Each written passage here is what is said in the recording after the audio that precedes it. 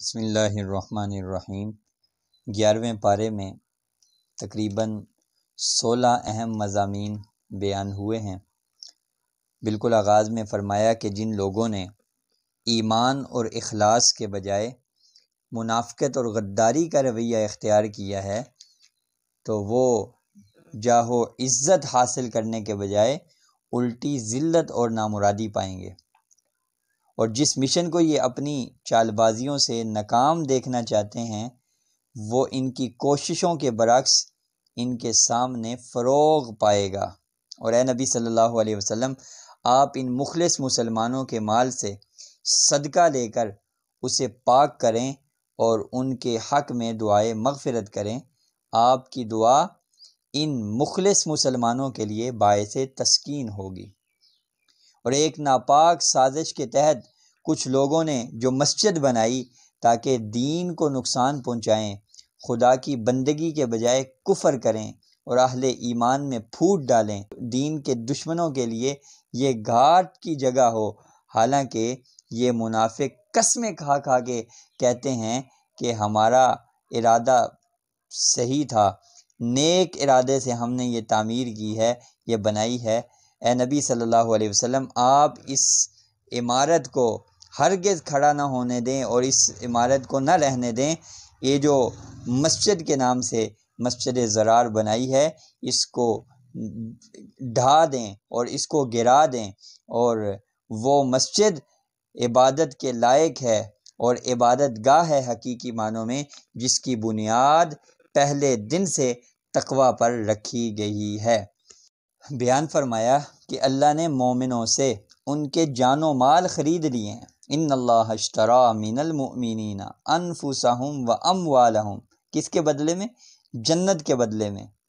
اور نبی کریم صلی اللہ علیہ وسلم اور اہل ایمان کو یہ بات زیب نہیں دیتی، جچتی نہیں کہ مشرکین کے لیے مغفرت کی دعا کریں، چاہے وہ ان کے رشتہ دار ہی کیوں نہ ہو، جب کہ یہ بات واضح ہو چکی کہ وہ جہنم کے مستحق ہیں۔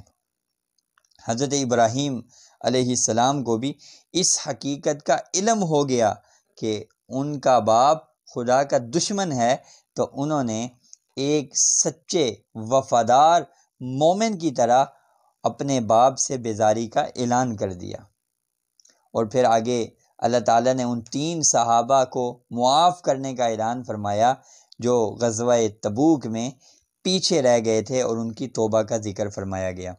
اور پھر بیان فرمایا کہ کچھ لوگ ایسے ضرور ہونے چاہیے کہ جو دین کا علم حاصل کریں اور پھر واپس آ کر اپنے لوگوں کو اس سیکھے ہوئے دین سے خبردار کریں اور لوگوں کو دین سکھائیں۔ آگے بیان فرمایا کہ اللہ تعالیٰ نے ایک رسول تم ہی میں سے بھیجا، تمہاری تکلیف اس پر بڑی گراں گزرتی ہے، یعنی تم اگر کسی مصیبت تکلیف میں ہوتے ہو تو انہیں بڑی گراں گزرتی ہے یہ، اور تمہاری کامیابی میں وہ بڑے حریص ہیں اور مومنوں کے لیے انتہائی شفیق ہیں۔ آگے سورہ یونس کا آغاز ہو رہا ہے۔ سورہ یونس میں توحید کو، رسالت کو، قرآن کریم کی حقانیت کو اور قیامت کو ثابت کیا گیا ہے، اور اسی طرح بعض قصے بیان فرمائے گئے، شرک کے ابطال کا ذکر کیا گیا، اور آخرت میں جزا سزا کا بیان ہے، اور بعض شبہات کا جواب اور آپ صلی اللہ علیہ وسلم کی تسلی اس صورت میں موجود ہے۔ پارے کے اعتبار سے چھٹا مضمون سورہ یونس کا پہلا مضمون کہ اللہ تعالیٰ نے 6 دن میں زمین و آسمان پیدا کیے اور وہی کائنات کا انتظام چلا رہا ہے۔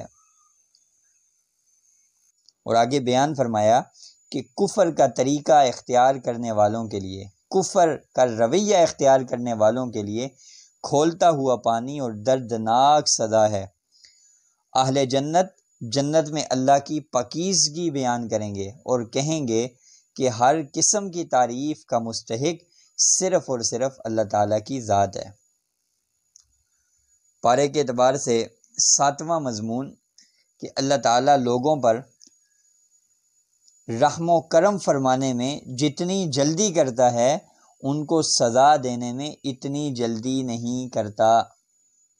پکڑنے سے پہلے سنبھلنے کا موقع دیتا ہے، لیکن اس کے برعکس جب انسانوں پر مصیبت آتی ہے تو خدا کو یاد کرنے لگتا ہے، خدا کو یاد کرتے ہیں، لیکن جب رحمت اور خوشحالی کا دور آتا ہے تو اس طرح بھول جاتے ہیں گویا برا وقت آیا ہی نہیں تھا۔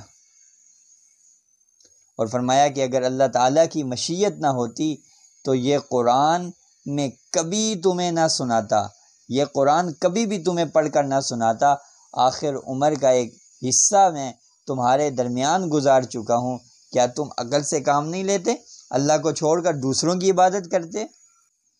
8واں مضمون بیان فرمایا کہ جب تم کشتیوں میں سفر کرتے ہو اور طوفان میں پھنس جاتے ہو تو پھر صرف ایک اللہ کو پکارتے ہو، اور پھر یہ کہتے ہو کہ ہمیں نجات مل گئی، تو صرف اور صرف اس کے شکر گزار بندے بن جائیں گے۔ مگر جب بچ جاتے ہو تو پھر سرکشی شروع کر دیتے، پھر اللہ تعالیٰ کی نافرمانی اور اللہ کو بھول جاتے ہو۔ آگے 9واں مضمون بیان فرمایا کہ تم اندھے بن کر غلط رہنمائی کرنے والوں کے پیچھے کیوں جاتے ہو؟ اندھی تقلید کیوں کرتے ہو؟ اپنی عقل سے کام کیوں نہیں لیتے؟ خود کیوں نہیں سوچتے؟ اور کہا کہ ان سے پوچھیں کہ کیا تمہارے خود ساختہ خداؤں میں کوئی ایسا بھی ہے جو تمہاری درست رہنمائی کر سکے، حق کی طرف رہنمائی کر سکے؟ حق کی طرف تو رہنمائی صرف اللہ تعالیٰ کرتا ہے، اور وہی اس بات کا مستحق ہے کہ اس کی بندگی کی جائے۔ 10واں مضمون بیان فرمایا کہ کچھ لوگ ایسے ہیں جو آپ کو دیکھتے ہیں لیکن انہیں کچھ سوجھتا نہیں، کیا آپ اندھوں کو راہ بتائیں گے؟ یعنی وہ لوگ جو حق کو دیکھنے پر آمادہ ہی نہیں، انہوں نے کان بہرے کر لیے، ان کے دل مسخ ہو چکے ہیں، تو اب وہ حق کو کیسے قبول کر سکتے ہیں؟ اب وہ حق کو قبول نہیں کریں گے، مہریں لگ چکی ہیں۔ 11واں مضمون بیان فرمایا آیت نمبر 57-58 میں کہ اے ایمان والو، تمہارے پاس نصیحت آ گئی ہے، اور یہ وہ چیز ہے جو دلوں کے امراض کی شفا ہے، اور جو قبول کرے اس کے لیے اس میں رہنمائی ہے، رحمت ہے، اس پر تمہیں خوشی ہونی چاہیے، خوشی منانی چاہیے، یہ اس مال سے بہتر ہے جو لوگوں نے جمع کر رکھا ہے۔ لوگ مال سے خوش ہو رہے ہیں، مال سے نہیں، اس نعمت پر خوش ہو جاؤ جو قرآن کی صورت میں، کتاب کی صورت میں اللہ نے تمہیں عطا کی ہے۔ 12واں مضمون بیان فرمایا کہ اے نبی صلی اللہ علیہ وسلم، یہ لوگ جو باتیں بناتے ہیں آپ رنجیدہ نہ ہوں ان کی باتوں کی وجہ سے، عزت تو صرف اللہ کے پاس ہے، اللہ کے پاس ہے، اللہ کے ہاتھ میں ہے، لہٰذا ان کی باتوں سے آپ پریشان نہ ہو۔ رسول اللہ صلی اللہ علیہ وسلم کو تسلی دی جا رہی ہے۔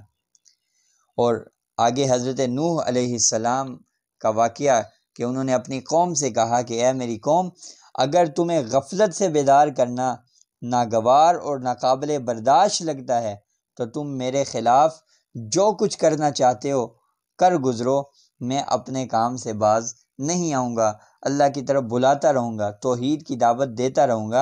اور اسی طرح حضرت موسیٰ علیہ السلام نے فرعون کے دربار میں دعوت پیش کی تھی، اس کا بھی ذکر فرمایا گیا۔ 14واں مضمون بیان فرمایا کہ چند نوجوانوں کے سوا فرعون کے ڈر سے کسی نے یہ دعوت حق قبول نہیں کی۔ حضرت موسیٰ علیہ السلام نے رب سے دعا کی اور فرمایا کہ اے ہمارے رب، تو نے فرعون اور اس کے سرداروں کو دنیا کے مال و دولت سے اتنا نوازا ہے کہ وہ مخلوق کو گمراہ کر رہے ہیں، اے اللہ اس کے مال کو غارت کر دے، اس کے دل پر مہر لگا دے۔ تو فرمایا کہ ہم نے حضرت موسیٰ کی دعا کو قبول کر لیا، اور جب فرعون ڈوبنے لگا تو بول اٹھا، کہہ اٹھا کہ میں اس اللہ پر ایمان لے آیا ہوں جس پر بنی اسرائیل ایمان لائے ہیں، میں موسیٰ کے رب پر ایمان لے آیا ہوں۔ جب یہ بات اس نے کہی، زبان سے نکالی، تو جواب ملا اب تو وہ توبہ کا دروازہ بند ہو چکا، اب تک تو نافرمانی کرتا رہا ہے، اب تو تجھے نشان عبرت ہی بنایا جائے گا، اب تیری توبہ اور تیری معافی، تیرا کلمہ پڑھنا قابل قبول نہیں۔ آگے 15واں مضمون بیان فرمایا آیت نمبر 93 میں، آیت نمبر 97 میں، کہ ہم نے بنی اسرائیل کو نہایت عمدہ ٹھکانہ اور وسائل زندگی دیے، مگر وہ صاف صاف ہدایت کے باوجود مذہبی فرقوں میں بٹ گئے، آپس میں اختلاف کرنے لگے۔ اور پھر فرمایا کہ کیا ایسی کوئی مثال ہے کہ ایک بستی عذاب دیکھ کر ایمان لائے اور اس کا ایمان مفید ثابت ہو، اس عذاب کو روک سکے؟ ایسی کوئی مثال نہیں سوائے حضرت یونس علیہ السلام کی قوم کے، کہ ان سے اللہ نے عذاب کو ٹال دیا کیونکہ وہ سب کے سب توبہ تائب ہو چکے تھے۔ 16واں مضمون بیان فرمایا جو 11ویں پارے کا آخری مضمون ہے کہ اے نبی صلی اللہ علیہ وسلم، ان سے کہہ دیجئے کہ اگر میرے دین کے بارے میں تمہیں شک ہے تو ہوتا رہے، میں تو صرف اسی کی بندگی کروں گا جس کے قبضے میں موت ہے، اور اب تو تمہارے پاس سچا پیغام آ گیا ہے، جو قبول کرے گا وہ راہ راست پر آ جائے گا، اور جو خود گمراہ رہنا چاہے وہ کسی کا کچھ نہیں بگاڑ سکتا۔ آگے سورہ ہود کا آغاز ہو رہا ہے، اس کا ذکر اور اس کے مضامین پر بات 12ویں سپارے میں ہوگی۔ اللہ تعالی ہم سب کو قرآن کریم کے احکامات کے مطابق زندگی گزارنے والا بنائے۔